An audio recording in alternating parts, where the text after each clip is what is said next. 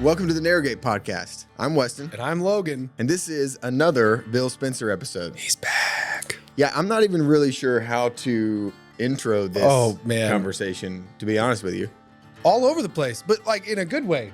Totally. We got some questions that were sent in by graduates, and we asked them, and he did his thing and answered them.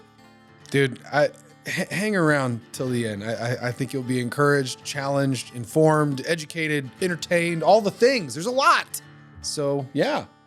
As always, if you want to hear more about Narrowgate, check out the show notes. We hope you enjoy this episode.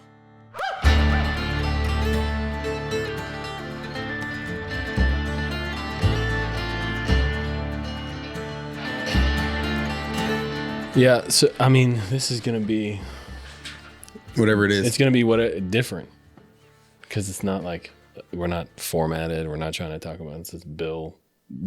Literally, if we could think of sitting in front of the fireplace, we're all hanging out on the couches, and then Bill comes in and sits down on the fire at the hearth. What usually happens? Somebody asks a question. Yeah. Sometimes. Yeah. Normally, it's just the one person gets to ask a question, and then he's gone. Yeah. And if it's a bad question, he'll let us know in a really nice but interesting way. Yeah. Yeah. Or he'll give you like a really short, like 3-word answer. Or I don't know where I was going with that. That's not good. Beautiful. That's not good at all. Have you ever known me to be nice or interesting? I don't know why. As soon as I said it, I was like, that's not right. That doesn't feel. Nope. We just say, that's a terrible question. Do you want us to address the 20th anniversary at all during this episode? I don't care. Sure. Maybe we should ask if other people would care. No. Stacey, maybe this episode isn't for Bill, it's from Bill. Well, so I hollered at Stacey as I grabbed my coffee cup and walking in here and said, hey, what should this episode be about? And she went, Jesus? That's a good one. Which, if we're looking at our comments, there was one who was like, I didn't hear you guys mention Jesus a single time. And I didn't want to defensively be like, oh, we did, but. In the short. Right. Okay. That makes sense. Oh, they were commenting on a short. Yeah. In this 60-second clip, no, we did not. A graduate you caught us. No, it was just a random person. Yeah, those random comments are funny. I know, they're so weird, but I don't say anything back. Yeah, unless it's like, what is the that's a legitimate question. Like, I just like send them the link. There was one that you responded to where somebody was like, I'll never be religious or something like that because this happened. And you're like, I'm sorry about that. Yeah. Sucks for you. Yeah. So sorry to hear about your terrible life. Tell me how that goes for you. Yeah. I'd love to know. Yeah. Here we are. Bill's back. And you know what that means. This could go anywhere. And it will. Yep. Bill's back. All topics are on the table. Bill, why don't you tell us what topics are not on the table? Well, okay. I can give you one. I know somebody submitted a question. I'd like to know what Bill thinks about the Chosen series. So let's get that one out of the way really fast. You ready? Ready. You ready? Ready. Are you sure? Sure. This might go over terribly. Are you ready? I think so. I'm ready. He didn't ask me. I'm ready because I know just intuitively what you're going to say. So I'm ready. I haven't watched a single one of them, so I have no opinion. Gasp. I don't know. Controversial in itself. Ooh, why? Brave. Why doesn't Bill watch the Chosen series? Is it intentional or just unintentional? I watch the news and go to bed. You watch The Office sometimes. Not for a long time. I haven't. Yeah, I used to watch it, but no, I don't have time. Well, I think The Chosen's pretty good. I haven't seen the last several, but everybody I talk to says you would love it. You should watch it. I've just never done it. So I don't know. But at this point, you're not like intentionally not watching it. Oh, no. It's not like I'm avoiding it. Yeah. Like no, it's not like I did that for a year before I watched it. And then I watched it and I was like, oh, I'm fine with it. That's funny. You were. I didn't watch it out of spite. I'm not going to watch it. That's funny. I'm like, oh, this is about Jesus. I'll watch it. What did you guys think of it? I got to say, there were moments. It is very artistic in its liberties taken. But there are definitely some moments that hit me in an emotional way. I think it's very emotionally written, and it's a well done production. Of course, I've got my reformed wife like talking in my ear the whole time about, I don't know, maybe the producers got a little too chummy with the Mormons. I don't know if that's something we want to say right now. And then so now we're like on guard and like fine tooth combing it and maybe being a little too hard on it. But dude, it's a show, and I think at the end of the day, it is primarily for entertainment. Yeah. And let me ask you this. I mean, at the end of the day, like, it is a cool representation of visualizing Jesus's life. Yeah. Like painting a picture for what Jesus's life could have looked like in his ministry and what it could have looked like. It's not like this has to be historically accurate. It's just, oh, this is what happened. Possibly. We don't know some of the things. Like we don't know, we don't know 98% of what happened in his life. So you could make anything up and it could be true. Yeah. But the way it's shot is really good. It's well done. Good actors. Yeah. Relatively good acting. I like the guy that plays Most part. Jesus. Yeah, he's great. The script is a little cheesy in some areas, and they have some of the episodes are a little weaker than others, but I mean, me and Melissa watch it. To me, here's the thing. If that's it, if that's what it is, and that's how it's pitched, that's what we're not trying to be historically accurate. We're giving you a picture of what might have been. Here you go. What's wrong with that? Yeah. I mean, anything that gets your heart and mind set on the life of Jesus so that you can know him better, well, get her done. Yeah, that's it. That's what it is to me. I like it. I'm also like not very critical when it comes to any films. Yeah. So if somebody's like, "Did you like that movie?" Most of the time, I'm like, "Yeah, I liked it." It's pretty good. I think I'm in the more critical camp, so let's not talk about that any further. Yeah. You are a Star Wars fan. I really hate that was the next thing I was going to say is that, the more, I think I am critical. I'm an original trilogy guy, and You should have wore your Star Wars shirt. Remember the one that has the little I Millennium Falcon wore on it a few days ago, so I didn't want to, It's a little callback Yeah. to. I think I've only done Yoda impressions like twice now. I think Do that we was wanna- do we wanna Charlie go for- Peters episode. It was. Oh. Yep. Yeah. Because I thought it looked like a deck of cards. Colin is our resident Narrowgate historian, and he had that one. Oh, I didn't answer your text about that. Thank How you. many episodes of The Chosen will I have to watch to get a feel for whether I like it or not? One or two. Yeah, it's in the first 2 episodes. I'll watch 2 episodes, and then next time we get back together, we'll talk about what I thought about 2 episodes. Yeah, How's that? Nice. If I know that you, good? you'll come back and say, I liked this. I didn't like this. Okay. Yeah, that's fair. Yeah, because it's just a preference, right? I mean, people are just asking preference-wise, did you like it? Yeah. Okay. Yeah, I can do that. Yeah. I like Walter Mitty. That's a good show. Ooh, with the Ben Stiller? Yeah. The Life Did you ever of- see The that? Life Secret of Life of Walter yeah. Mitty? Oh, That's that's a a good movie. movie. Soundtrack, unbelievable. Cinematography, unbelievable. Storyline, Yeah. unbelievable. Sean Penn makes Theme, a cameo. Unbelievable. Like everything about that movie is just absolutely fantastic, Yeah. man. That's a good one. Yeah. Haven't seen that in a What is the theme of life? Good show, man. Good show. You got any other favorite movies? Oh, yeah, but they're like really obscure, so people are probably not gonna. Those Okay. are the ones what people want to hear about, though. Okay, so there's Magic a movie Mike. out there called There Be Dragons. Oh, what? This is an old movie. Yes, 10, 12, maybe years yeah. old, Do I know something this? like that, maybe 15 years old. It's like technically like a B movie, but you've talked about it a lot. Can I look it up? Yeah, Just- there be I'm just dragons. I'm not going to talk. I'm just going You to and look me- it up because I feel like I've seen it. You want me to tell you what Yeah, it is? yeah. Tell us about it. There Be Dragons it is a dramatization, a story, and it has tons of fictitious element embedded in it, but it centers around the life of the last patron saint of the Catholic Church before Mother Teresa was sainted. Okay, so his name was Jose Maria Escriva. Jose Maria Escriva is the Spanish Jesuit priest who founded Opus Dei. Right? So it happens during the Spanish Civil War. And it's a telling of how Opus Dei came to be. But it's told in this dramatization through the life of this guy who supposedly grew up with Jose Maria, right? And this guy became a spy in the war. And Jose Maria, he was trying to kill people. And Jose Maria was trying to save people. And it's like how these two things in juxtaposition run completely different paths. And at the end, there's this huge redemption scene in the hospital where supposedly Jose Maria comes back and makes himself evident to the guy and the guy's saved. But there's a scene. This is what did it for me. I'm sitting in the movie theater watching this thing, like me and 7 other people. Me and Stacey are sitting back there watching it. Nobody's ever heard of this thing. Nobody's going to go see it. It's not that great of a movie if you're going to criticize a movie, this is not it. But Jose Maria in the movie had a father who owned a chocolate factory. And they had this old guy that ran the chocolate factory for him. And the old guy used to sit Jose Maria and this other fictitious character down side by side and tell him all about the magic of the chocolate bean. And you have to unlock the potential of the chocolate bean. And it can't ever become what it's supposed to be unless it's in the hands of the master and right? And you get all the metaphor.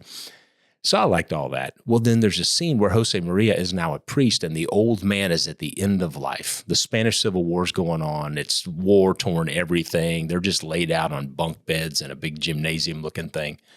And Jose Maria goes to the old man because he's dying. He's in an infirmary and he's dying. And he's got his black robe and his bag with his stole and all this stuff. And he sits down next to him and the guy's really going, Jose Maria. He's really weak. Jose Maria greets him, talks with him for a minute. And he sets his bag down and opens it up and he gets his stole out and he kisses it and he puts it around his neck. And then he gets his crucifix out and he kisses it and he puts it around his neck. And the old man, in his incredibly weakened state, starts laughing. He's like, Jose Maria, Jose Maria. And he's like, what? He goes, that's not going to do any good. And he went, what do you mean it's not going to do any good? He goes, Jose Maria, I'm Jewish. And they kind of giggle for a minute, right? He never knew the dude was Jewish. The whole time. I mean, obviously the whole time. You don't just start being Jewish later in life. And then they had this little giggle and then there's this pregnant pause and they look at each other for probably a second or second and a half. And Jose Maria looks at this old Jewish man and says, the love of my life is Jewish. I started shaking. And Jose Maria said, Our Father, which art in heaven, hallowed be thy name. And while he's doing that, the old man in his deathbed started going, Shema Yisrael, Adonai Eloheinu. He started canting the Shema. And he's canting Shema while Jose Maria Escriva is saying the Lord's Prayer. And I sat in a movie theater. Thank God there were only 7 people there, and snot bubble cried like an idiot watching this thing happen. I thought, why can't it be like that? Why can't it be like that? So, yeah, I like that movie. It's a good movie. So we submitted some. I just said, hey, Bill's going to be on the podcast. So on the graduate page, and I said, what do you guys want to learn? And, it could be about Bill, it could be about anything in the world. We got one from Sam Oliver. If you know Sam Oliver, this is an appropriate question. Shout out to Dallas, Metroplex. Let's go. Technically north of there somewhere. Cisco or something? Where's he live? Frisco, maybe. Cisco, Frisco? We'll fact check that. We'll check. Okay, somewhere. Yeah, but Dallas-ish. Would you rather fight 1 horse-sized duck or 100 duck-sized horses? Oh, a horse-sized duck. Get it over with. Let them kill you. Be gone. So you think you would now. lose? You think it would be over? Either way, I'm going to lose. I'm old, fat, bald, brittle, slow, blind, all those things. I'm going to lose either fight. One of them I get pecked to death slowly. The other one I get trounced and bitten by the giant horse-sized duck bill. Yeah.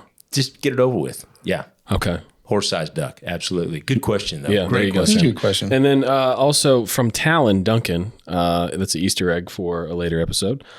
What would be the most historical boxing matchup? Wow. Wow. If you don't know, Bill is a huge fan of boxing. Yeah. Man. Joe Frazier, Joe Lewis that'd be a fight, man. That would be a fight. Because I mean, it's like styles make fights, right? That's the say. You got two guys that don't know how to do anything except stand in a phone booth and try to kill each other. It's just Joe Frazier, Joe Lewis, just body shot, body shot, body shot, body shot. That'd be a great fight. Who do you think's going to take it? Joe Lewis probably at the end of the day. Yeah. I mean, they're both dead, so, I'm not going to be that interested. I'm not going to argue with him because I don't know anything about boxing. So you got it, man. But a Joe will win. You call it. But somebody named Joe's going to come out on top of this one. Joe will take that one. Yeah. Not an average Joe. Yeah. Dude, Who's gonna win that'd be an Joe's incredible fight. That would be an incredible fight. And then also from Talon, what are your thoughts on CERN and the Higgs particle? So I don't know if we want to get into that one, but we're really weaving and wobbling here, aren't we? Yeah. Well, it's just it's a firing squad of questions. Maybe an explanation of the question, because I don't know what any of that means. Well, I mean, you got two things that are like conjoined in that they happen in the same place, but very, very distant in their ideas. So CERN, what do I think about CERN? I think anytime you build a giant underground particle smashing track and try to build a black hole, you're sort of trying to usher in some catastrophe. I mean, you got to think their logo, like the statue out front, is the Hindu goddess of destruction, right? And they're trying to make a black hole. That's one of the experiments that's going on. There's actually 4 experiments going on at any given time. This is where theoretical physicists get to hand their theory over to I just blanked the word. Get to hand it over to practical physicists who actually try to test those theories and see if they come true. So they've got a north, south, east, and west, or a 12 o'clock, 3 o'clock, 6 o'clock, 9 o'clock experiment going on at any given time, because those are places where they can cross the tracks and make the particles smash. So Alexander Higgs had a theory, one of his theory of everything, which proved to not be the theory of everything. The theory of everything, ready? This is a shocker. You ready? It's God. So that's the answer. Now, that being said, Alexander Higgs, who is not a believer in any way, he is an evangelistic atheist, wanted to find this thing that everybody's calling the God particle, right? Because the God particle, if they can find, it's a boson. So the thing that makes up electrons, neutrons, and protons are these little wavelets of energy called quarks, neutrinos, and bosons. And they're looking for the Higgs boson, because if they can find this specific boson that moves in a particular way under a specific gravitational weight, blah, blah, blah, blah, blah, blah, blah. Mm-hmm. If they can find that, then they'll either give merit or discredit to his theory, one of the two. But they got to find it. He thinks it's there, and if he can prove it's there, it'll give some merit to his mathematical equation. That's really it. It was never called the God particle. I'm not sure how we're going to do this in this podcast, but we're going to give it a whirl. Here we go. Yeah, it frustrated him so bad that he called it the God particle. So you can just fill in the little darned particle. The gosh darned particle. Gosh darn, GD. So let's just call it the GD particle, right? That's very Jewish because you don't put the O in there because you couldn't ever. So anyway, it's the GD particle. And he's so frustrated because if he could just find it, then he thinks it'll prove his theory true and he'll have the answer to everything. Well, they found it at CERN. And it turns out it didn't answer everything. But that's okay. They couldn't announce it to the public as the GD particle. So they shortened it to the God particle. And everybody thinks it's some kind of a religious discovery or it gave credence to some dude looking for God or something. Not true. That's just not true. So anyway, my thoughts are CERN's going to do what CERN's going to do. They might make a black hole. If they do, it could wind up really bad. Maybe that's what splits the eastern sky and ushers Jesus back in, like the picture of Revelation 19 says. I don't know. I think they're nuts. Here's what I think. I think that if we could be a little less irritated and a little less driven and a lot more loving toward one another, maybe that'd make a difference. That's what I think. So, God bless the folks in CERN. I hope they find what they're looking for. And I hope it turns out to be Jesus. L'chaim. Being nice and being loving to people. That's some science I can get behind. That was the part of that conversation. Wow. Yeah. Like, oh yeah, that part. I really like that part. Jesus, yeah, got that one. Are there more questions? Was that it? What do I think of CERN? It's a catastrophe. It's funny how many people are like legit concerned about it right now. But yeah, I mean, and maybe for guys who are like maybe falling down that hole. I've fallen down the conspiracy theory hole from time to time. I mean, do they have any reason to be concerned in your opinion? They're trying to make a black hole. Well, okay, there you go. Yeah, no, he said that part already. Do you know what black holes do? They eat things. It's what they do. I heard they suck. Eat things. yeah. There's lots of proud of that one. It was good. I'm not proud of that. I loved it. Maybe I'm just tired, but We are all very tired. Yeah, lots of reason to be concerned. Yeah. Lots of reason. I mean, we had Dankers. Chris Dankers. Minnesota. Shout out in Minnesota. This is kind of a popular one you always get though, is like the teaching on time and space. Yeah. How science and religion are looking at the same thing from different perspectives, the law of relativity. That was like most guys' favorite study that kind of linked physical science to biblical truth and how we kind of link those or get to see those together. So have fun. Should go. I almost want to ask before you even get there, like, what do you think is so fascinating? Like, why does that resonate with so many students here? Like, just like a taste of physics lessons. That's like one of the last things I would think of the kind of conversations I would expect to happen in the lodge.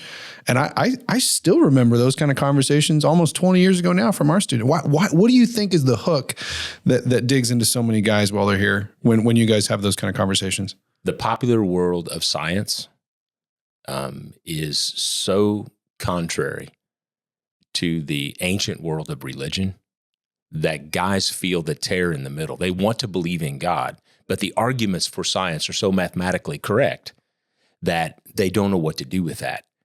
So you've got a group of people telling you that the universe is 15.75 billion years old, right?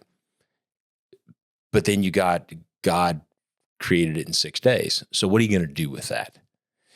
So I think the reason it's popular is because at the end of that study, there is a way to balance 15.75 billion years and 6 days. There's a way to balance it. Now, I didn't come up with it. It's Gerald Schroeder, MIT tenured and trained physicist, became part of the Global Nuclear Regulatory Commission. He now teaches cosmology and astrophysics at the Jerusalem Institute, I think.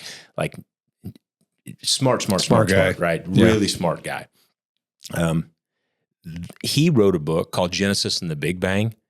And in that book, he perfectly balanced those two timetables. The way you do it is with what the movie Interstellar did. If you remember the scene in Interstellar where one guy, the actor Don Cheadle, is that his name? Is that the guy? And is Don Cheadle? Matthew McConaughey? No. There's one of the astronauts. Oh, it's not Don Cheadle. It's what's that guy's name? One of the astronauts gets left on the ship. Oh yeah. And the other astronauts go down to the surface of a planet that's setting close to the event horizon of a black hole. Gravity's massive at that point, which means things are moving quick. And the theory that Einstein proffered, E = mc squared, says that the faster you go, the slower time gets. Okay, that's all you need to know. If it's true, it means that time, the experience of time, is not the same for everybody. The experience of time changes based on where you are and how fast you're going. That's it. So all of a sudden, 6 days, well, where are you and how fast are you going? Because 6 days there, the astronauts go down to the event or the planet at the event horizon. They're down there for a few hours and they come back and the astronaut that's up in the spaceship says, you've been gone for 26 years. Like he's an old man. You can experience time differently in the same relative window based on how fast you're going. So when you ask the question, is the world 6 days old or was it created in 6 days or is it 15.75 billion years old? You have to ask the question, who's telling the story? From what perspective? And how fast are they traveling? And that's what Gerald Schroeder does incredibly well. So we just put it into plain language and help guys understand that things are not what they seem. that a hydrogen atom is actually 99 point, and then you have to put 14 nines after it, percent, nothing. There's nothing there. It's just energy. And you sort of get guys' minds to a place where it's nimble enough, and then give them a way to resolve this juxtaposition between practical science and ancient truth. And when you resolve that for them, something in your heart feels good. It's like, I don't have to give up on what I have always been told is factually correct, nor do I have to give up on what I have always known is eternally true. I think that's why it's a favorite. Of course, it's just a theory. What people forget is at the end of that study, we say, okay, but what if that's not it? What if it's this? And we offer another completely different theory that's just as viable. It's just as viable. And the truth is, we weren't there. We don't know. Look, the secret to the whole Bible is the opening. Breshith bara Elohim, right? In the beginning, God. That's it. You need to figure out what you're going to do with that. Once you figured out what you're going to do with that, you got the rest of it whipped. But in the beginning, God. Yes or no? Here we go. I'm going to say yes. I was just thinking that. I was going to say yes to God. I just wanted to get that from a job security standpoint. You should probably say yes. No, right now. I'm pretty settled. I'm pretty settled in that decision. I'm really thriving in that right now. Yeah. Okay, I got one. It's not like a scientific, like how do you count the molecules in a, single whatever. Slowly. I got one that's like more like real life. Like that I can actually use in my life. You know what I mean? Okay. You know the molecules are real, right? Oh, I know that. Okay. But I don't think about molecules all day. I don't wake up in the morning. I don't wake up in the morning thinking, start counting my molecules. You know what I mean? No, it doesn't interest me. They're there. I'm sure they're doing what they're supposed to be doing. Some special glasses if you're doing that, brother. Yeah. Okay. What's up? All right. So my question is, in all of your years, you have been known to be somebody who is engaging and charismatic and entertaining even. But I know that there are times in life that you just don't feel like being that, times where you get tired, times where you don't feel like being inspiring, or you don't feel like engaging in a, very charismatic way. And so I'm wondering personally, like, I know what it feels like to have to like dig down deep and like flip that switch, when you just, you've got to turn it on. But can you talk about maybe like, what do you do when you're tired? Yeah. It's not that stunning of an answer. I do the same thing that you do and everybody else does. I remember that when I was a child, it was my parents' privilege and obligation to care for me. I received from my parents. But like Paul said, when I stopped being a child, when I became a man, I put away childish things. The privilege of adulthood is to live a life of sacrifice. That's what love is. The privilege of Christianity is to live a life of sacrifice. So it doesn't really matter if you feel in the moment like giving or not. That's kind of irrelevant. Now it weighs in, and I'm not discounting, please don't hear me, I'm not discounting emotions and feelings. I'm not. They're incredibly important. As our friend Kay Farrow told us one time, feelings are kind of like 4-year-olds. They need to be nurtured, cared for, developed, paid attention to. For the love of God, don't give them your car keys. Okay, it's that thing. Don't let them drive. Don't let them be in charge. So yeah, there's times I'm tired and I don't feel like it. But then I remember that there are guys that are going to walk into the lodge in the morning to get a cup of coffee. They got 8 months. That's it. And it may be halfway through. And the way I walk out and engage them that morning, it can make a good day or a bad day. And 8 months isn't very many days. We've got a handful of days. So you make a decision. I mean, that's Romans 12:1, right? Offer yourselves as a living sacrifice. That's a reasonable act of worship. Hand your life over and just let Jesus take over. I don't think Jesus felt like getting nailed to a tree. Mm-hmm. I don't think that was really in the cards for him. Like, oh yeah, baby, this is my best day right here. But you make the decision to live a selfless life, just like you do with your children. I mean, I know you guys are tired. Logan, you got a brand new baby. You're not sleeping right now. You're not sleeping right now. And here you are, smile on your face, acting engaged, because this matters to you. And you know, somebody's going to listen, and it might matter to them because it'll remind them of what it was like to sit in the living room and have these kind of discussions. That's manhood. That's adult life.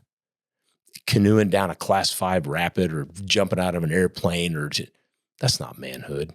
It's bravery. It's pretty cool. It's impressive. But manhood is getting up at 3 o'clock in the morning and feeding your baby so your wife doesn't have to.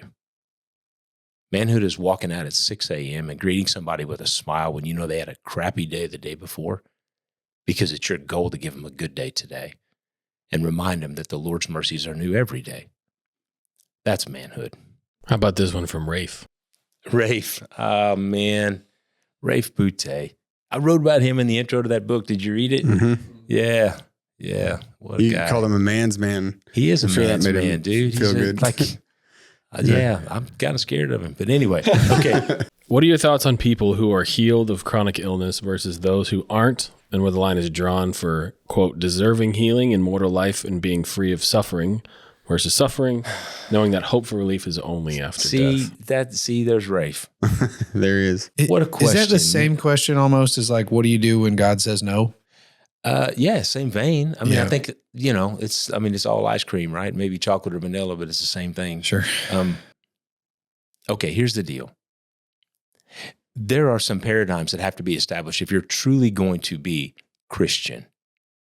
Like, and we know what we're talking, the 5 core tenets, right? The deity of Jesus Christ, the 5 tenets. If you're going to be a disciple of Jesus Christ, that means you're going to hand your life, your existence over to him. You're done. You died. Your life is hidden with God in Christ. That's it. You're handing, and he's going to hand you his life back. Now, Paul's going to run, 1 Corinthians 12, Romans 12. He's going to run through all these different ideas of what that looks like. But the one message that comes across is what you get back is going to be what's right and best for you in your pursuit of holiness. It's not parity. God is not a God of parity. That's why Paul writes, if the foot says to the hand, I'm not a hand, therefore I'm not a part of the body, does that make it less a part of the body? Or if the ear says to the eye, I'm not an eye, and therefore I'm not a part of the body, is it therefore less a part of the body? No, if the whole body were an eye, where would the hearing be? Like, we need different things. We have different experiences.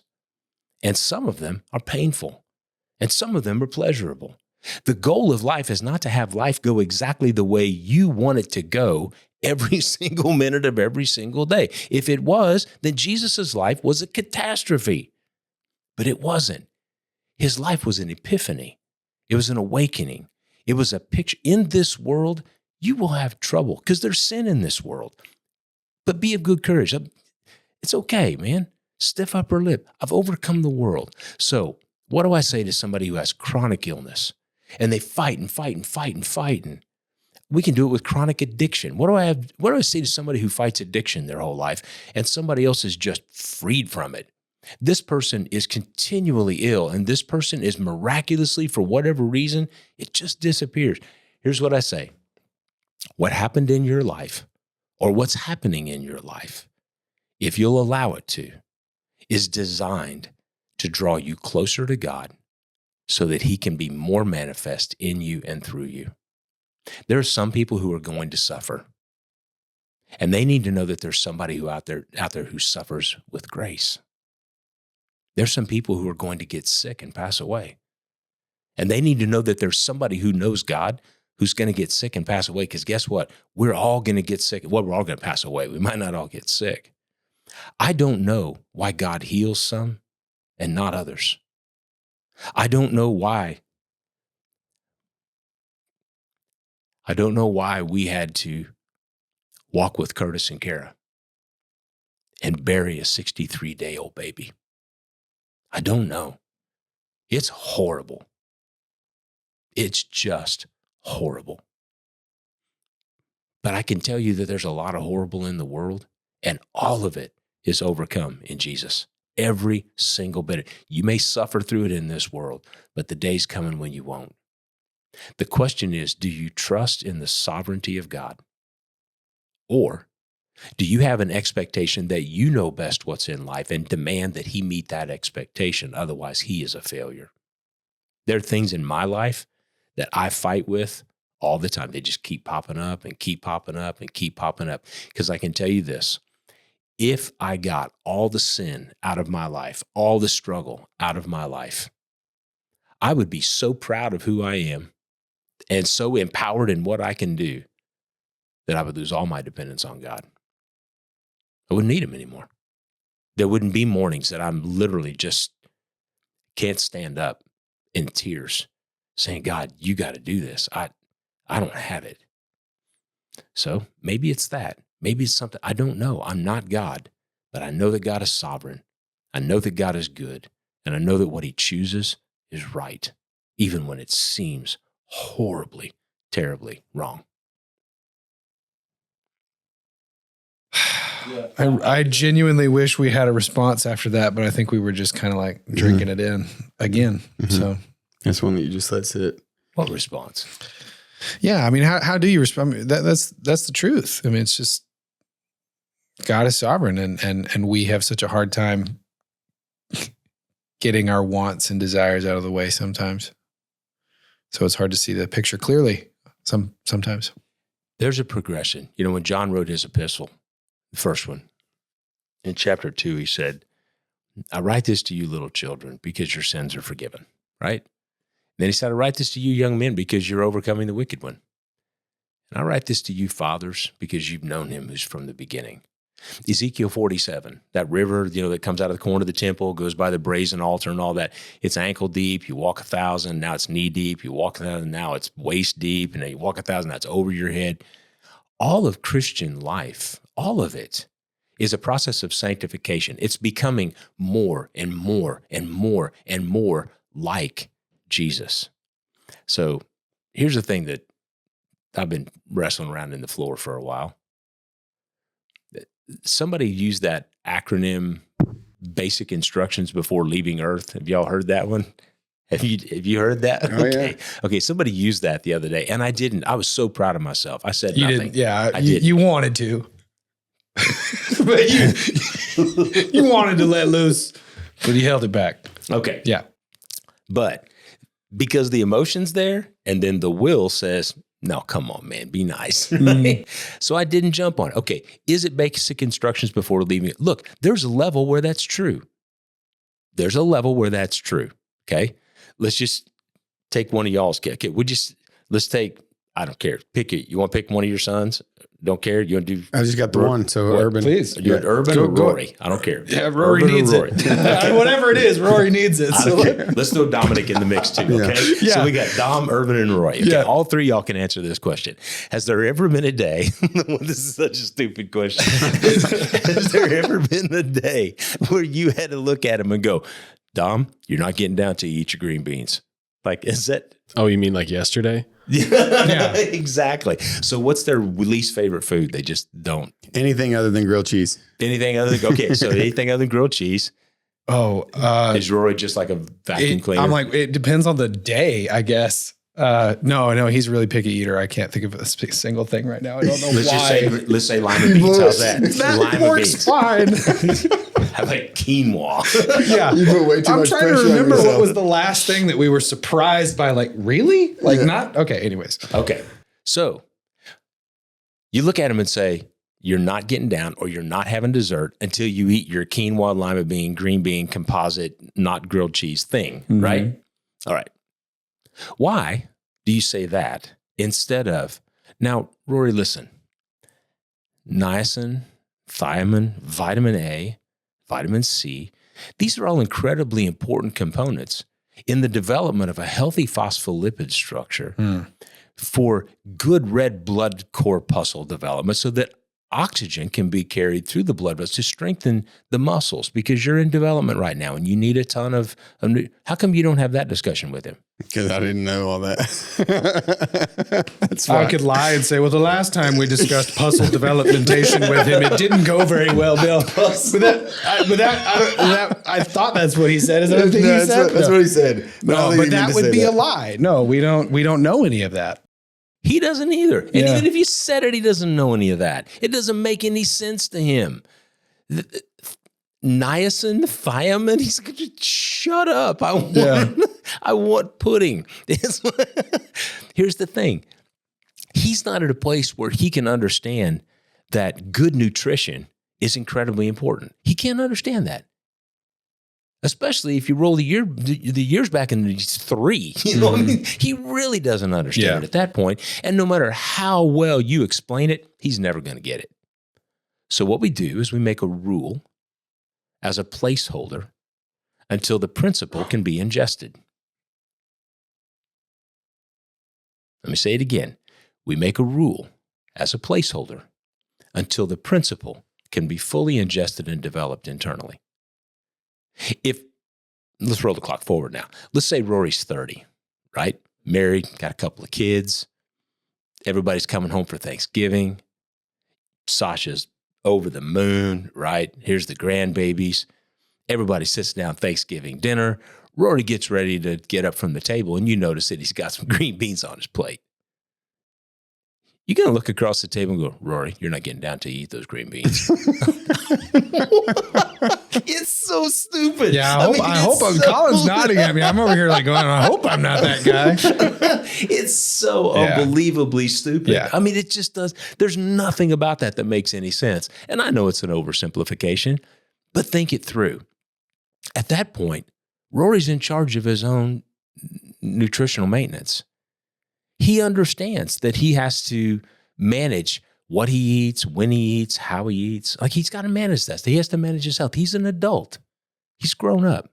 He doesn't need that rule anymore. He needed it when he was 3. He doesn't need it when he's 30. I write this to you little children because your sins are forgiven. Look, what paidein, that's the Greek word, paidein, what the little ones need is to be reminded of the fact that you're going to heaven and nothing can stop that, ever.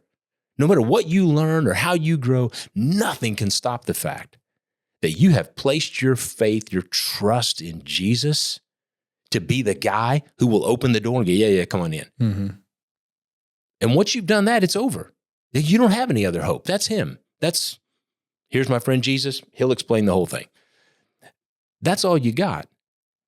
But you grow from that. I write this to you young men because you're in the process of overcoming the wicked one. It's growing. You're moving from rules to principles. After a while, you probably got questions now. You just hung out with your dad last night for his birthday, right? Mm-hmm. You guys know how your parents think. You don't have to call them and ask them, hey, what do you think about such and such? You already know. You know exactly what they're at. You can hear their voice in your head. Well, what if that's our relationship with God? What if the 10 Commandments aren't? What if they're not? I mean, they are for little kids. I mean, they were given to a nation that wasn't even a nation yet. It was that law that made them a nation. They were just a family. They were a people group, right? And the law assembled them and made them a nation. But what was the law? Don't have any other gods before me. You want to know why? Because I'm God and I don't. I understand that there is nothing higher than me. So let me tell you about me. I don't murder. I don't do that. I don't take what isn't mine. I don't even covet or want what I don't rightly desire. I don't do that. I rejoice when other people have it instead of coveting it for myself. What if the 10 Commandments are really an expression of who and how God is? But when you're little, it has to be rules because you can't understand it. But as you grow, those principles become more and more and more real to the place where you grow to be a father. You know him. The water is waist deep. That's procreation. That's fruitfulness. The water is over your head. That's being carried by the Spirit. You are fully immersed in God. At that point, you don't need rules anymore. Maybe that's what Paul was saying when he wrote, to me, all things are lawful. Not all things are beneficial. To me, all things are permissible. Not all things edify. What if the principle of being beneficial and edifying outweighs the idea of keeping the law? Because if you do what is edifying and beneficial, you'll keep the law. Does that make sense? That one's been kicking me around a little bit lately. What if it's not so much, I just want to do the right thing? The Pharisees just wanted to do the right thing, and there were a bunch of idiots in Jesus' eyes. He was constantly trying to get them to wake up and realize. He said, you search the scriptures diligently, John 5:39, because in doing that, you think somehow that makes you okay and you have eternal life. And you've missed the point. These are they which testify of me. What if all of Scripture is just a picture of God? You got to drink that one. What about Leviticus? I don't know a better picture. Mm-hmm. I don't know a better picture than Leviticus. What if all of Scripture is a picture of God? Now we're back to Psalm 115. It's talking about people who aren't, that they're idol worshipers. This is what it says. Psalm 115, I think it's like maybe in verse 8 or so it starts. It says, their idols are silver and gold, having eyes they cannot see. They have ears, but they can't hear. They have mouths, but they don't speak. Hands they have, but they do no good. They have feet, but they can't walk. And those who make them are like them. So also are all those who trust in them and worship them. But you, Israel, trust in Adonai, the Lord. The whole theme of that piece is this. You're going to be like whatever you worship. But you need a clear picture if you're going to worship it. You need to see it with clarity. So maybe, what if we open the Word, and what we see every time we open the Word is not instructions for me? What if I'm not looking for myself? What if every time I open it, I'm looking for Him and worshiping Him? Because the promise of the text is, you will become like what you worship. So what if I just open the Bible and I look for Him every single time? Not me, not instructions, not rules. I look for Him. That's what I've been wrestling around with lately. It makes me think about, like, when you were saying, the little children, they need rules, they need instructions, but the young men that are overcoming the wicked one, and the the older men, the fathers, they know God. And I was thinking about whenever you said, you just know how your parents think. You don't have to ask. It makes me think of times where there's been like a decision to make or something, and somebody's like, well, pray about it, and like, there's something in me that says, well, I don't need to pray about it. Exactly, I know, and so, but I've never said that out loud because I don't want it to seem, of course I'll pray about it, but yeah, you will say it out loud. I've said it out loud. Yeah. We'll pray about it. Don't need to. Right. Not going to do it. Well, yeah. It's like, go ask your dad what he thinks about this. I don't need to, I know what he thinks about this. Yeah. He said it. His word says it. I can point to where he said it. Yeah. Yeah, I've asked that I'll one go out a ask bunch him of times again if you already. want. Yeah. But no, that's Yeah, but he's going to laugh good. at you for asking me to ask him. So I like hanging out with him, so I'll go ask him. But I mean, I'm telling you, I know the answer. Yeah. Yeah, it's like that. And look, the young men thing, you need the combination of rules and principles. That's what you're doing. Sometimes you still need the guidelines in place. So no, it's wrong to do. I will not do it. It's understanding why it's wrong. Because if it's telling you what you ought to do instead of telling you who and how God is, you might be looking at it wrong. I just pray I remember some of this when I have teenagers in my house. Hey, you want to read a good little passage about it, a good example of it? Yeah. Long time ago, I was y'all's age. How's that? How old are you? 36. Yeah, I was younger than you. How's that? I was in my 20s. Yeah. Somebody gave me a book. Said I need to read this book. And in the book, there's a story about a guy had 2 sons. It's not Luke 15. I was like, yeah, I know this story. This one, I know this story. No, it's not that. A guy had 2 sons, and they were both going out on dates one night. And as they're walking out the door, their dad hollered at him and said, hey, y'all be home early tonight, okay? Okay, Dad, see you later. Out the door they go. First kid, it's like 10 o'clock at night, and he's thinking, Dad's probably going to be sitting up waiting for us to come home. I ought to get on home. So he takes the girl, drops her off, comes home. It's like 10:30, walks in the door. Hey, Dad, good date? Yeah, great date. Okay, all right, good night. Good night. See you in the morning. Okay, bye. 3 o'clock in the morning, the other kid comes home. Dad's still sitting on the couch, not happy, not concerned with how good the date was. It's a whole different discussion. Get to your room, we'll deal with this in the morning. They wake up the next morning, and what does Dad do? all right, boys, here it is. From now on, you will be in this house by midnight. A rule has to be made because a principle can't be exercised. It's not understood, it's not adopted, and it's not exercised. So a rule for everybody has to be made so that dad's will can be known. Okay, what's dad's real will really? Is it be home by midnight, or is it don't put yourself in a bad set of circumstances? Don't be in a place where you don't need to be at a time you don't need to be. Is it a principle or is it a rule? And since one person couldn't do it, they couldn't adopt and enact the principle, here's the law. It's like that. So yeah, when Reuben comes home at 10 and Rory comes home at 2, you're going to go, okay, boys, everybody's got to be in the house by midnight. That's what's going to happen. Just remember, when you make the rule, it's just temporary. It's just temporary. The law, according to Paul, was a tutor unto grace. It was the law that taught me what grace is. And now that I have grace, I don't so much need the law. I feel like that's the definition of legalism, is someone who knows the principle and yet they're still just following the rule, where the rule becomes more important than the principle. Yeah. Anyone who thinks that just doing the rule makes them right, that's a legalist, because they can do it with a terrible heart. Yeah. And you're not right. You missed the whole thing. You did the right thing, but you missed the whole thing.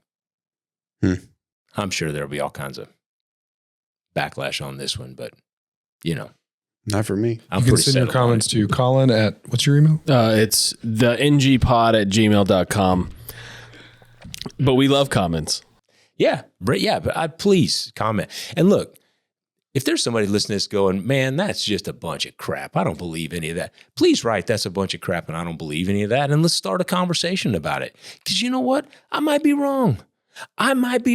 If Sagan could miss the fact that Jesus faced death, I could be wrong about some stuff. It's Carl Sagan, for crying out loud. I'm not claiming we've got everything right, but I will literally be cut off. I will be damned if I'm not going to say the things that are in my heart out loud, so that we can at least have a discussion about it. Because I promise, me being right and me being wrong has no determining weight whatsoever in whether or not I'm going to spend forever in heaven. None, zero. So let's have the discussion. Fire it up. Let's go. I had it was funny. I was going to caveat this, being like, I've got a question. If I could just ask it, and you can say, no, let's not do that one, and Colin can cut it out. But I think it was around a little bit after Raf's question. Raf, what did I just say? I'm tired, guys. I know. I'm tired. A little bit after Rafe's question. So, and again, because I bump into this a little bit in my role at the church with worship ministry, and it's a word I want to ask you about that's kind of crept into kind of modern Christian circles. What do you feel about the word breakthrough being used in churches today? Well, you know me. The first thing I'm going to do is go look at scripture and find it. Did you find it yet? Because it ain't there. Depending on what translation you grab. And again, I almost didn't want to ask because I'm not trying to pick any fights. Look, here's where it is. I can tell you the one place that all get out. I can tell you the one place that I know breakthrough exists. The angel is trying to get to Daniel when he's having his vision, right? And he says, the prince of Persia resisted me and I had to find it, but I finally broke through. And here I am now, okay? Except in battle, that's the only place it is. If you want to use it as a metaphor to describe a legitimate thing, great. To abuse and overuse any concept, I don't care what it is, to abuse and overuse any concept to the point that it becomes some sort of Christianese and adopted or expected outcome. We're back to Rafe's question. What happens if you don't break through? There was a time I was on your stage standing next to Jonathan Allen. He asked me to come up and sing. And there was some song we were singing, and it was some, he's never gonna let me down. You know that song? He's never gonna let. Dude, I've been let down a bunch. Okay? My expectations have been let down. oh my God, he will prevail. He will not delay. I remember that right? day. I remember that day we were singing, oh my God, he will not delay, my refuge and strength always. And, And you Jonathan- ran up on the platform and, you're like, Jonathan- I got to say something. I'm like, this Dude, is going to be good. I was standing next to Jonathan one time and he looked at me and said, Bill, singing it. And I went, wait a minute. Maybe that was it. Yeah, that was it, bro. I remember can't, that. because there are people in the audience right now that are going, no, God is delaying. You don't understand. I've been begging for a breakthrough. Oh my God, he will not delay. In his sense, he will not. Everything will be in his perfect timing. But sometimes we say things and we put them into a cultural human context to develop an expectation of God that is unjust. It's unfair. For you to impose your expectation of how God should or should not act in any given situation means you know better than God. Now, I'm not saying don't tell him. Ephesians 4, right? No, Philippians 4. Be anxious for nothing. In all things, with prayer and supplication, with thanksgiving, make your requests known to God. In that process, the peace of God will guard your hearts and minds in Christ Jesus. Not when he answers. You're supposed to tell God how you feel. Jesus did it in the garden. He told his Father how he felt, and he felt terrible. So say it. But don't develop some kind of a speech set or a worship genre or something that tells people that if you just believe enough, whatever you want's going to come true. If you believe enough, whatever God wants is going to come true. That's the fact. Well, I just want to say that just like all these graduates that are asking questions, I appreciate you and your willingness to come and give the answers that you have, wrong or right, in your own words. It means a lot that you would still continue to pour your life out for the benefit of others. So Hey, thank you. Don't forget, the reason we do this is because somebody's coming to ask you these questions. Mm.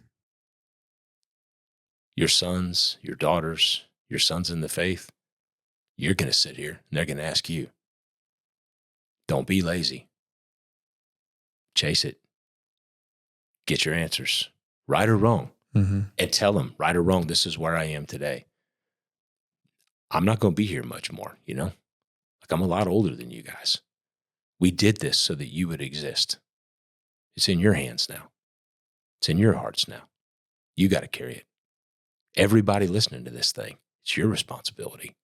You got to dig. You got to know, because somebody's going to need for you to know. Somebody's going to need for you to have an answer, even if it's not right, just so they know that you're in the conversation and you're with them. So get to work.